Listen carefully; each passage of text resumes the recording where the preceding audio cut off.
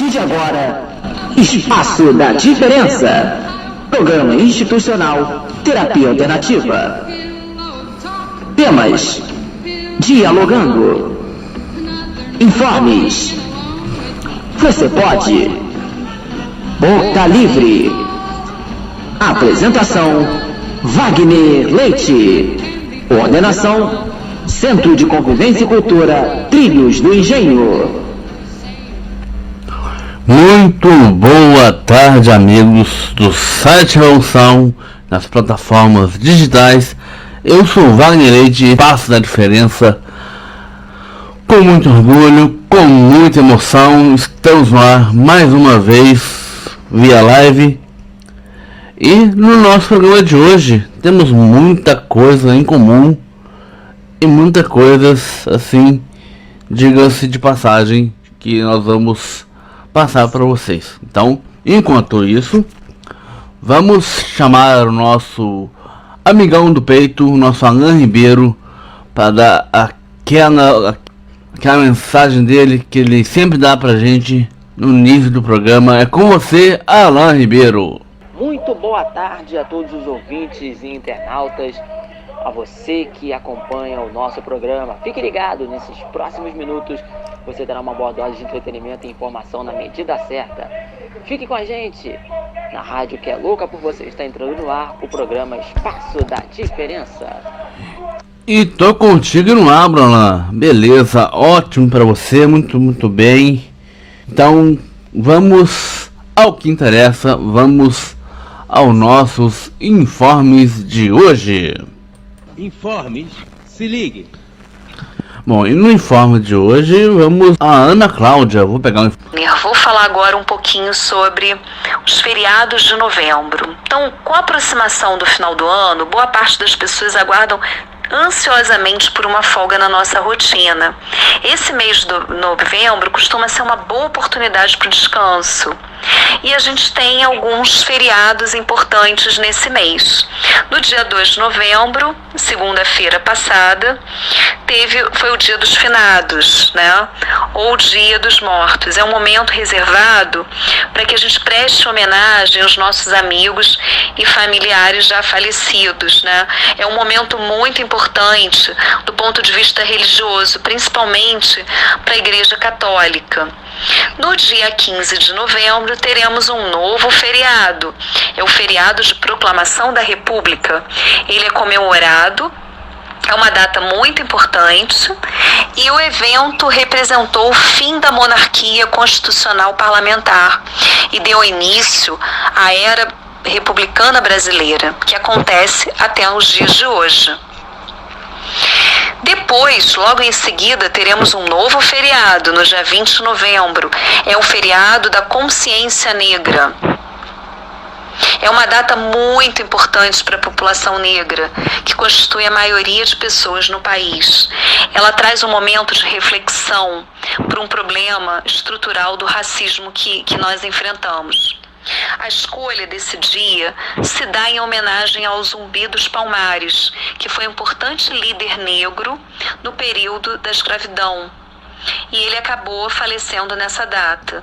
Esse dia é sempre marcado por manifestações de movimentos negros, palestras, atividades que valorizam a população afrodescendente e trazem debates sobre a situação de opressão dessa parcela do povo brasileiro. O Dia da Consciência Negra é considerado feriado em alguns estados e cidades brasileiros. Aqui no Rio, nós consideramos nosso feriado.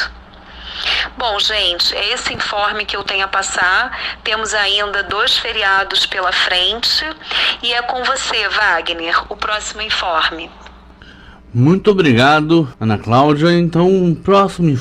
Bom, o informe que eu tenho para passar é hoje, dia do Halloween, que foi sábado. Foi um dia que a gente comemora doçuras ou travessuras. Foi dia do Halloween, internacionalmente, dia das bruxas e Halloween, onde as criançadas saem batendo de porta em porta, procurando doces e travessuras, né? Então é isso aí, gente. falar sobre o dia do Halloween, né, que se comemora o Dia das Bruxas, que o pessoal se fantasia de bota roupa, bota máscara daquele palhaço, da morte, né? Meu vizinho aqui se fantasiou de morte e saiu de fantasiado, ficou morrendo de vergonha. Na hora que ele me viu, então, nossa senhora. Então, mas é isso aí. Então, comemorar no sábado o dia do Halloween. Vamos dar continuidade aos nossos informes. Agora, o informe das eleições com o Alan Ribeiro. É com você, Alan. Seguindo a linha das eleições municipais aqui no Brasil, vamos para a sexta parte. Bom, gente, como cidadãos nós devemos checar qual notícia está sendo verdadeira e qual notícia que não está sendo verdadeira. Hoje em dia, a gente tem que ficar de olho em todas as notícias que a gente manda e fazer com que as pessoas acreditem com que as pessoas até da nossa família acreditem que aquilo ali é verdadeiro. Então, para que a mentira não se torne a verdade não se torne a mentira, é preciso verificar e pesquisar para ver qual a notícia que é verdadeira. Então, devemos ficar de olho e ficar atento em tudo aquilo que a gente pesquisa. Então, hoje em dia, nós temos as chamadas fake news, que são notícias falsas. Então, vamos ficar de olho e vamos tomar muito cuidado para que não venhamos passar informações erradas até para os nossos familiares e para os nossos amigos. Então, esse foi meu informe das eleições municipais no Brasil, a parte 6. Muito obrigado, Alan, pelos seus informes. Bom, então vamos pro nosso Você Pode? Você pode! Então vamos para o Você Pode diretamente com a poesia da Rafaela. Boa tarde, ouvintes e internautas da Rádio Revolução, do programa Espaço da Diferença. Boa tarde, Abel. Boa tarde, todo mundo. Boa tarde. Bem, vamos lá com a poesia. Ajuda é o título. Um ato tão bonito esquecido pela maioria da população. O sonho de muitos é melhorar o mundo. Tem várias ações que podemos executar para tornar isso uma realidade. Ajudar quem está do nosso lado ou distante. Não importa o local, sexo, etnia, religião, nacionalidade, ajude. Participe de campanhas contra a fome, dê roupas, brinquedos, doe sangue. Uma palavra de consolo para quem está triste, doente, materialmente ou não. Todos podemos ajudar, trazendo a nós e outros felicidade. Essa poesia é de autoria própria e foi feita no dia 5 de novembro de 2008. Obrigado pela oportunidade e agora é com você, Wagner. Muito obrigado, Rafaela, pela sua poesia maravilhosa. E vamos para o nosso Dialogando, que hoje está bombando. Dialogando! E no nosso Dialogando de hoje, nós temos ele, que é músico, toca muito bem o cavaquinho, toca um monte de instrumentos que ainda vão conhecer ele ainda. Ele faz um grande trabalho na frente do Loucura Suburbana. Ele, com a sua magia, que adoramos ele no carnaval. Ele é professor, ele dá aula de música no Espaço Travessias. Com vocês, Abel. Tudo bom, Abel? Olá, boa tarde. Boa tarde. Boa tarde, Abel. Boa Tudo bom? tarde. Bom dia. Primeira coisa, agradecer aí a todos o convite. É sempre bom estar com vocês, seja lá na sede do Loucura, seja aí na rádio, seja passeando aí pelo Nise, seja pelas ruas do bairro. É sempre bom esbarrar com vocês por aí. E agora, sempre bom também poder esbarrar com vocês virtualmente, né? Então, a gente não pode se deslocar de se ver tão presencialmente quanto a gente gosta de se ver, de se ouvir, de se abraçar. São felizes esses encontros, são os nossos abraços de hoje aí. Cara. Pois é, alguém tem a primeira pergunta? Sim. Então, com você, Rafaela. Sim, boa tarde, ouvintes e internautas do programa Espaço da Diferença. Boa tarde, Abel. Oi. Boa tarde, gente. A minha pergunta é, quando você começou a carreira, Abel? Olha, eu comecei, vamos dizer, acho que o primeiro cachê que eu ganhei, eu devia ter, sei lá, 14, 16 anos, por aí. Mas eu comecei a viver de música, assim, integralmente, foi a partir de 2002. Ainda em 96, 98, esses anos, eu tinha outras atividades e tocava também. E aí, em 2002, que eu realmente me dediquei exclusivamente à música, a estudar música, e passou a ser, mais do que a minha vocação, meu chamamento, passou a ser a parte fundamental aí da minha vida. Bem, há quanto tempo você está à frente do Loucura Suburbana, Onísio da Silveira? Cara, aí são duas perguntas, porque assim, eu sou morador aí do bairro, então eu conheço o Onísio, que na verdade na minha época ainda era Pedro II, né? Desde que me entendo por gente. Pra vocês terem noção, meu avô, ele nasceu numa casa aí na Rua Ramiro, em frente ao Onísio. Nossa família sempre morou por aí. Minha mãe morou ali na praça, Rio Grande do Norte, meus avós também. Então, é um lugar que sempre foi muito recorrente à família. Mas eu passei a frequentar mais diretamente o Onísio quando eu morava do outro lado, em Todos os Santos. Quando eu me mudei para o Engenho de Dentro, e é nessa época aí, 96 ou 94, foi a época que eu comecei a vir ao Onísio. E eu fui parar no Onísio por uma outra porta, que na verdade era um espaço que se chamava CEMASE, que era um centro de atenção à infância e juventude, tipo como se fosse um CRAS para a infância e adolescência. E foi por essa porta que eu conheci o Onísio mais por dentro. E aí lá a gente tinha as atividades do CRAS, uma delas que era onde se encontrava a maioria dos nossos, que era a capoeira, e uma outra que reunia também muita gente dos nossos amigos aí próximos, era o clube escolar, que já existia nessa época também. Ele ficava onde hoje é o Clarice Lispector.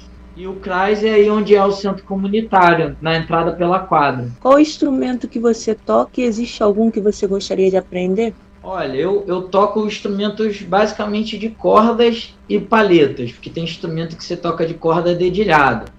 Então, os que eu mais uso hoje em dia são o cavaquinho, o bandolim, o violão tenor e a viola caipira. Eu toco até uns outros lá, guitarra baiana, contrabaixo, um pouquinho de guitarra, de violão, mas esses quatro, banjo tenor, banjo, são os meus carros fortes aí, que são os que eu mais atuo. Os outros eu uso mais para uma gravação ou coisas do tipo. E que eu gostaria de tocar, vou te falar assim, não sei se eu teria talento para tocar não, mas são sons assim que me apaixonam muito. Um é o violoncelo, outro é o clarinete e o acordeon. São três instrumentos que qualquer música que você imaginar, da música pop eletrônica, a música de concerto, são sons que eu acho que ficam bonitos em todas as músicas. Verdade. Qual a importância da música no cuidado da saúde mental? Olha, eu não vou dizer, vou dizer e não vou dizer. O que eu posso falar? Falando de saúde mental, não só para quem diretamente está no serviço, mas entendendo que saúde mental é uma questão pública, é uma questão da cidade, é uma questão para todo ser humano, porque todos precisam da saúde mental. Alguns mais, outros menos, mas todos precisam dela. Eu acho que toda pessoa ela tem um canal de expressão artística.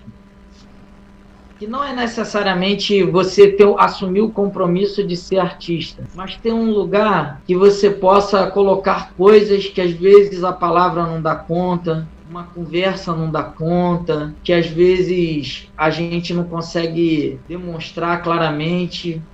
Então, às vezes uma pessoa não vai ser um artista, não vai ser, mas ela gosta de pintar, ela gosta de escrever, ela não vai ser um profissional de música, mas não é porque ela não vai ser um profissional que a música não é um fator fundamental na vida dela, para ela se sentir bem, para se comunicar melhor com o mundo, para os outros se comunicarem melhor com ela também. Então eu tenho muito essa relação com a música.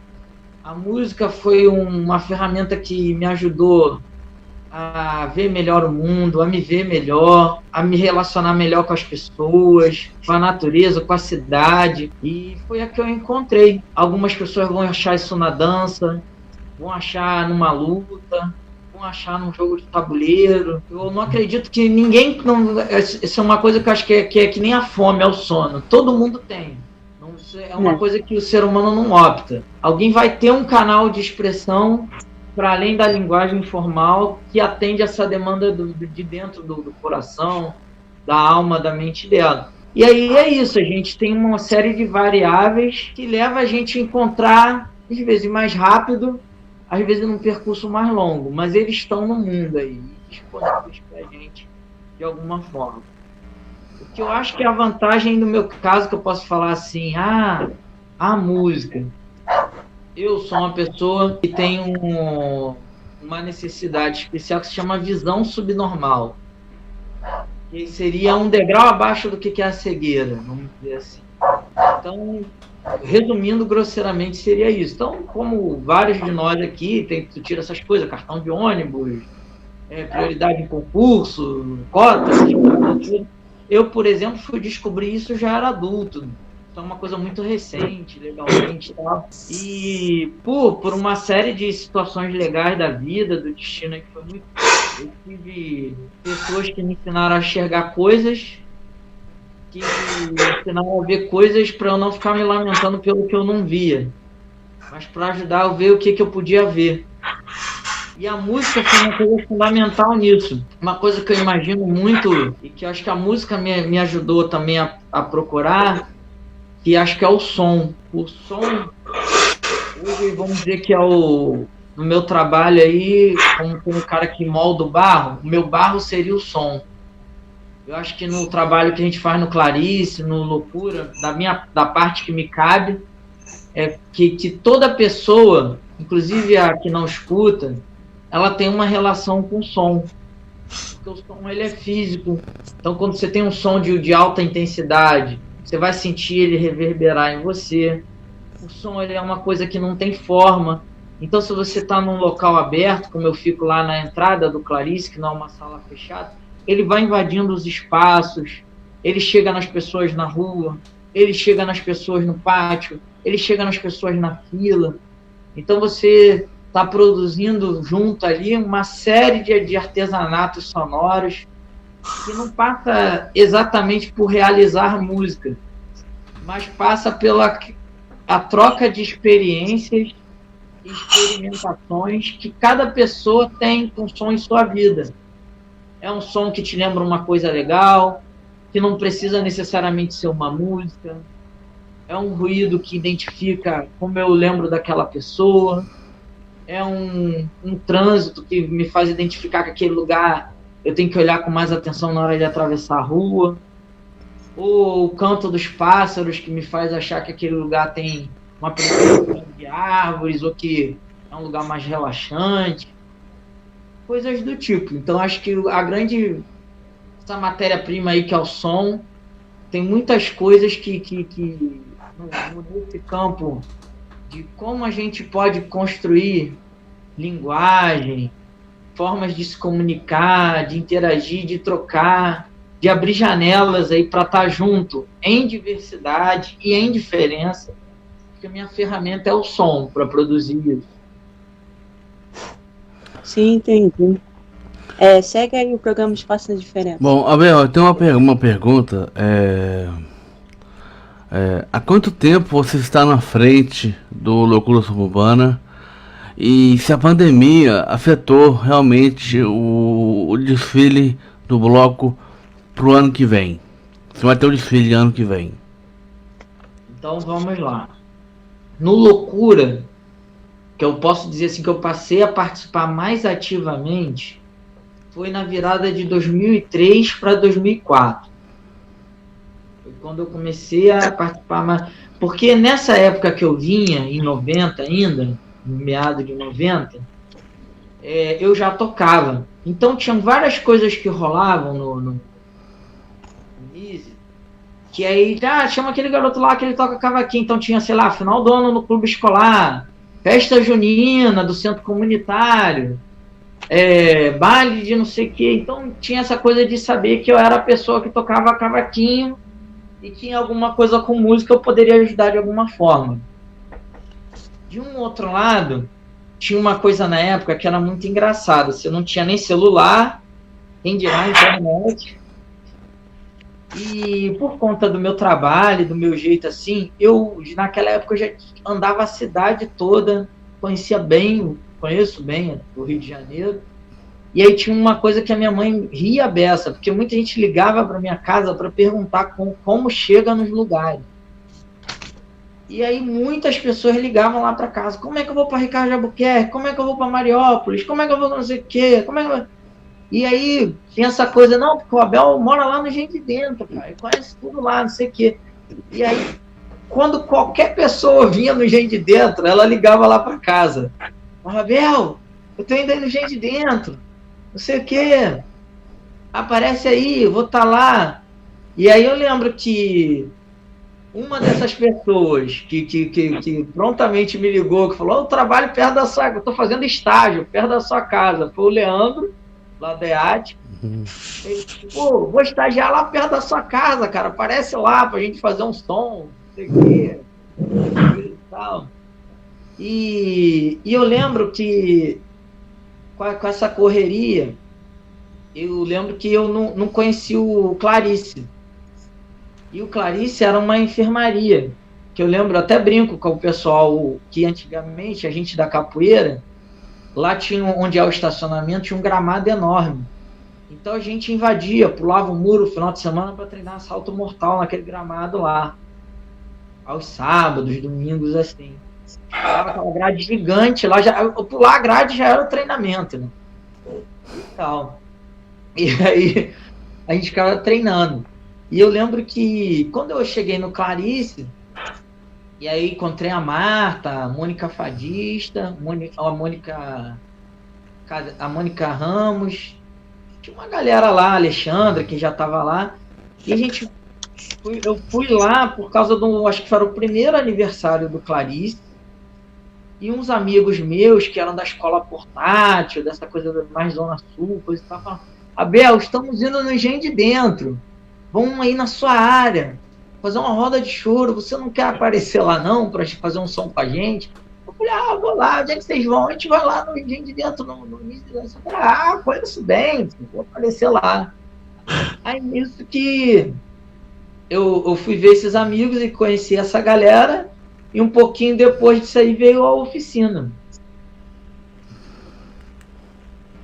E o Loucura, no que diz respeito ao carnaval, até ter a vacina, não há condição de se ter nenhum grande evento público de aglomeração. O que a gente tem feito, inclusive a gente deixa o convite aí para vocês e para todos que estiverem assistindo, ouvindo, é que a gente está se adaptando, produzindo conteúdos para as redes sociais do Loucura. Então a gente está com várias coisas no canal do YouTube, no Instagram e no Facebook, que vão de lives, as composições dos sambas de Loucura, documentários, depoimentos, tem bastante coisa legal. E com essa correria também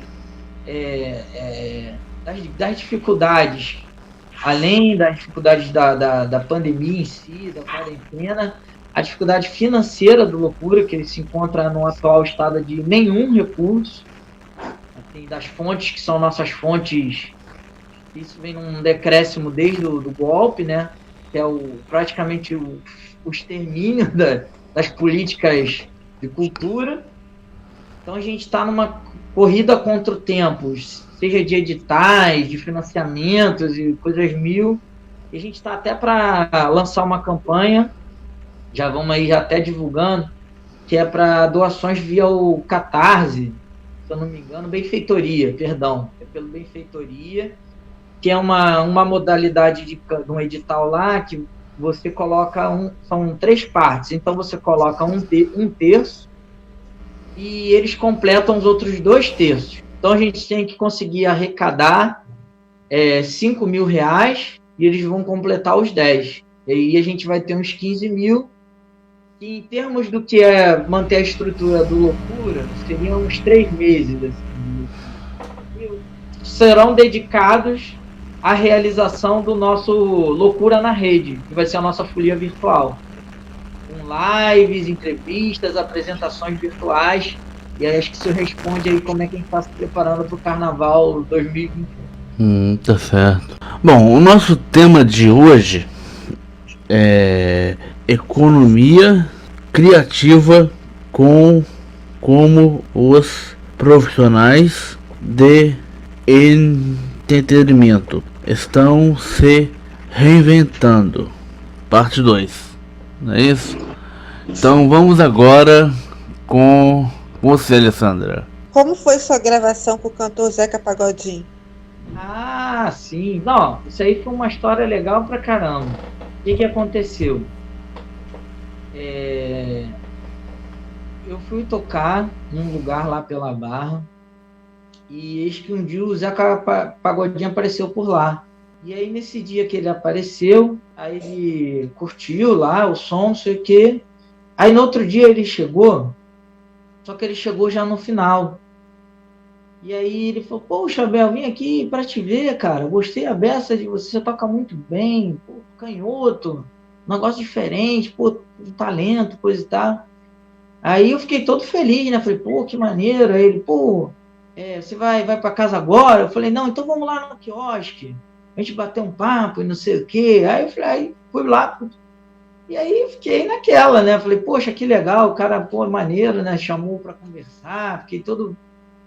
Aí passou um tempo, o filho dele, produtor também, o Eduardo, gente finíssima também, ele falou assim, Abel, vai ter lá em Xerém, que é o dia que as pessoas escolhem música. É o dia que o Zeca escolhe as músicas para o próximo disco. E a gente quer fazer um registro do dia, das pessoas lá, para mostrar o processo criativo, uma coisa legal. Aí ele, você se anima de ir lá em Xerém para participar? Aí eu falei, claro, pô, não sei o quê. Ele, então, pô, leva lá seus instrumentos e tal. E aí eu encontrei um outro grande mestre meu amigo, que é o Silvio do Hora. E foi engraçado, era uma coisa que se combina, não dava tão certo. Porque ainda não tinha chegado assim ninguém com cavaquinho. Aí eu levei o bandolim nesse dia. Aí o Rildo tava falando assim, olha, eu vou precisar um pouquinho de calma de vocês, que ainda não tem muito instrumento de harmonia, então para cantar as músicas, para pegar. Aí nisso eu desci do carro. Aí veio o Zeca lá de baixo, ele, Rildo, chegou um cara agora que vai resolver tudo pra gente. Não sei o que, aí se esse aqui não resolver, ninguém mais resolve. Aí o Rildo olhou e falou, o Silvio Kim, esse aqui é nosso, eu conheço ele, então tá tudo certo. Aí foi isso, aí o pessoal registrou esse processo, para as pessoas verem como é que ele escolhia as músicas, como é que eram aquelas músicas antes de estar com aquela gravação, o registro todo bonito.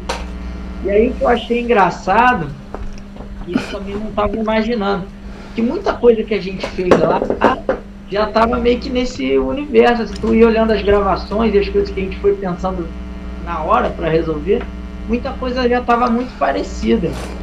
Aí foi um resultado bem legal, fiquei feliz de ter participado, porque sou fã do Zeca, sou muito fã do Hora, um cara que eu ouço muito, escuto muitas produções, os arranjos dele, e aí foi um dia especial aí, de grande aprendizado.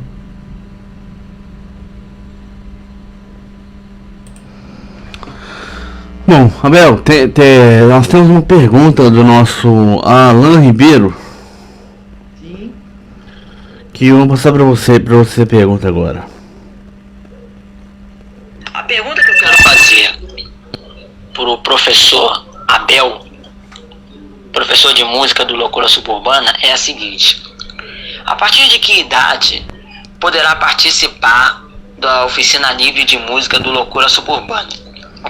Por exemplo, a partir de que faixa etária os alunos eles podem participar da oficina? A partir de que faixa etária se pode participar dessa oficina de música do projeto Loucura Suburbana? Bom, respondendo aí o nosso ilustríssimo Alan, que inclusive já fez até suas composições lá na oficina. Bom compositor, já concorreu lá no bloco e tal. Bom, eu falei esse nome lá quando inventei na época, mas eu nem sabia o que era. Fui aprendendo no meio do caminho, estou aprendendo até hoje. O nome da oficina é Oficina Livre de Música. E como acho que tudo que o Loucura se propôs a fazer, e acho que também muito da oficina é desse espírito, é uma atividade aberta a todo público, a todas as faixas etárias, locais. Então, assim, eu nunca delimitei isso. Eu acho que uma das intuições que eu tive na época era que eu estudava, vou dizer que eu sou músico profissional e de hobby eu sou geógrafo. De formação também eu sou geógrafo. E na época eu estudava muito a categoria lugar. E aí eu assim, tinha essa questão, vamos dizer, filosófica de entender que o lugar ele é fruto das relações. Então, como é que a gente extrapola o lugar a partir da hora que a gente extrapola as relações dentro daquele lugar? Eu pensei a oficina como uma possibilidade de extrapolar o que eram essas relações, não que que é o CAPES, mas as relações que as pessoas estavam naquele momento entendendo que seria o CAPES, ou então que entendem o que é um equipamento. Às vezes a pessoa fica naquele entendimento de que é uma relação de só que alguém presta ou recebe um serviço. E aí a gente, com a oficina, a gente conseguiu mostrar um pouquinho que era muito mais que isso. E por mais que tenha aquela coisa da paisagem, da arquitetura, da história por trás daquelas paredes, você conseguiria ainda produzir, através das relações, outras potências do lugar. E aí eu acho que nesse sentido eu nunca delimitei qual era essa coisa. Isso foi muito legal, porque acabou sendo uma coisa incorporada a todas as coisas que a gente procura.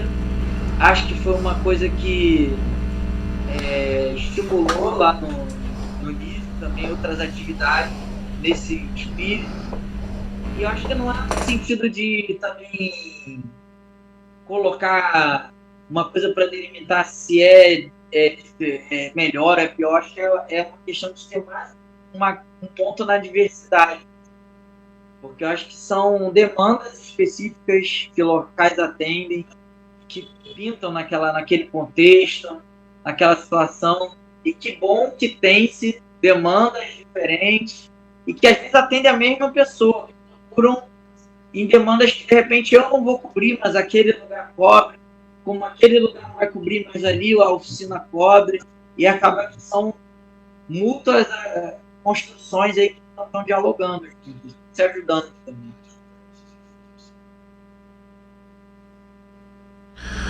Bom, Abel, tem uma perguntinha básica aqui. Há quanto tempo o Loucura Suburbana existe?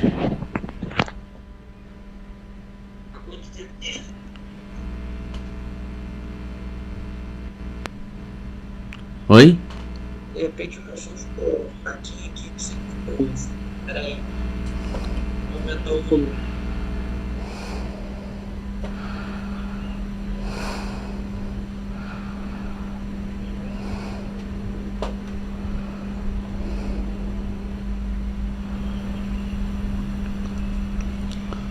Bom, eu vou repetir a pergunta. Opa, pode falar. Eu vou repetir a pergunta. Há quanto tempo o Loucura Suburbana existe? O Loucura, cara, ele é um processo que o primeiro desfile é em 2001, mas ele começa, vamos dizer assim, a sua gestação. O primeiro desfile é em 2001, os anos 2000 começa sua fundação aí, seu cidadão.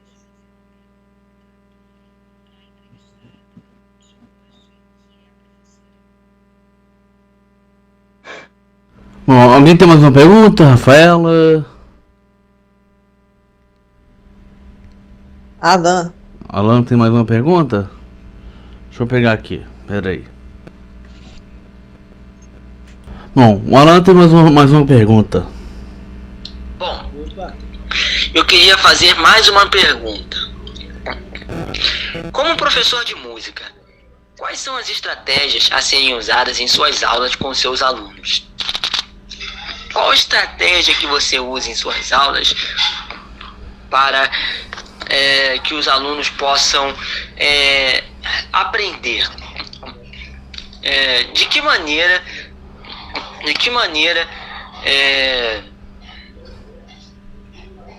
você, como professor de música, ensina os seus alunos em suas aulas?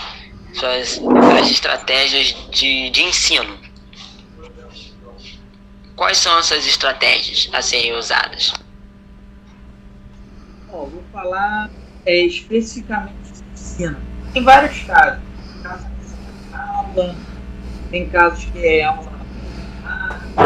E eu acho que nesse campo da aula eu aprendi muita coisa diferente lá na oficina. Eu trouxe para esses outros lugares. Acho que assim, o primeiro ponto que acho que é importante, eu só vim estudar música. Já tinha mais de 20 anos. Eu já tocava, tinha gravado, tinha cantado. Eu tinha feito um monte de coisa. Sabe que assim, parte musical, tipo. E aí também, para dar conta de eu não saber essas coisas, também de estar aprendendo aquela tipo de dificuldade, precisava saber naquele momento, eu sempre tive uma facilidade de organizar conhecimento e organizar coisas para eu aprender mais rápido, de inventar formas, de me entender, como é que eu sou, determinadas coisas para eu organizar. Aí, partindo para a relação com a oficina, eu acho que tem uma outra questão. Eu comecei pensando em oficinas de música. E aí eu descobri isso que eu falei. Na verdade, o trabalho lá é o som. E aí o som, ele extrapola a música. Ele é a palavra. O som é até o pensamento. A gente pensa, a gente ouve dentro da nossa cabeça, depois reproduz. Então a gente tem uma... Eu fui aprendendo o som. E que a música era uma estratégia. Porque as pessoas iam procurar lá por causa da música. E a música também foi o que me ensinou a me relacionar melhor com o som, para além da música. Isso é um ponto. E aí, enquanto música, pensando em música, eu vou dizer que eu não ia num programa.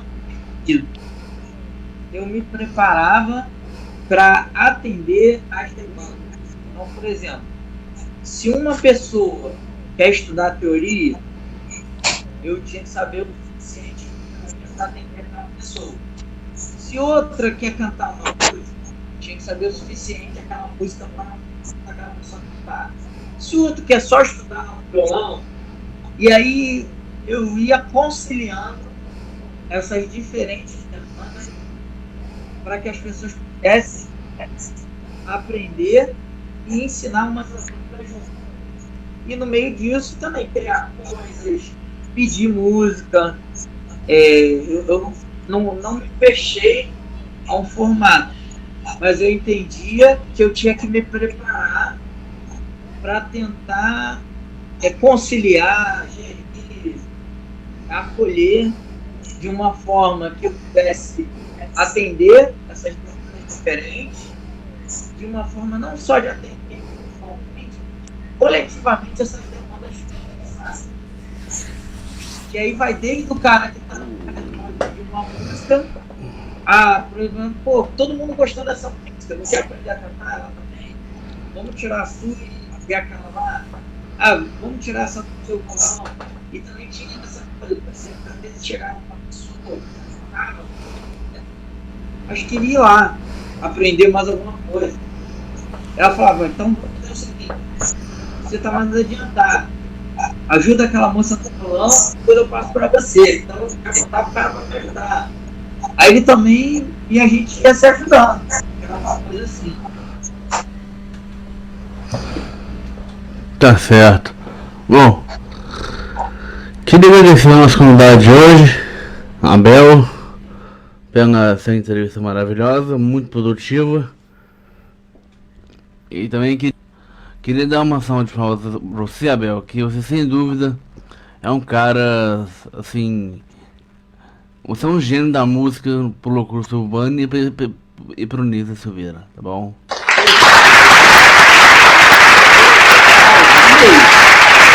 Pessoal, bom, muito obrigado pelo convite. Que tenha sido tão legal para vocês quanto foi para mim.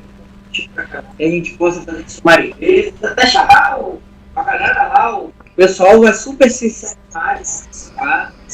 E eu acho que assim, não são tempos fáceis que a gente está passando aí. Ninguém espera da vida prática, profissional, mental, N mil coisas. Mas com certeza essas pequenas atitudes aí, esses pequenos feitos nossos ajudam muito aí a nossa galera, a gente mesmo, a passar por isso. Passaremos. Bom, é isso aí, Abel. Bom, vamos agora ao nosso quadro Boca Livre. Boca Livre. Boa tarde, galera. Aproveita que é de graça, hein? E no nosso Boca Livre...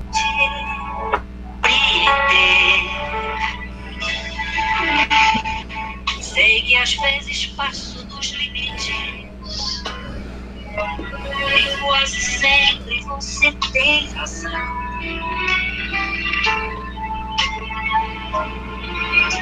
Mas te amo tanto, acredite nos apelos do meu coração. Meu coração. Briga, desabafa, mas não vai.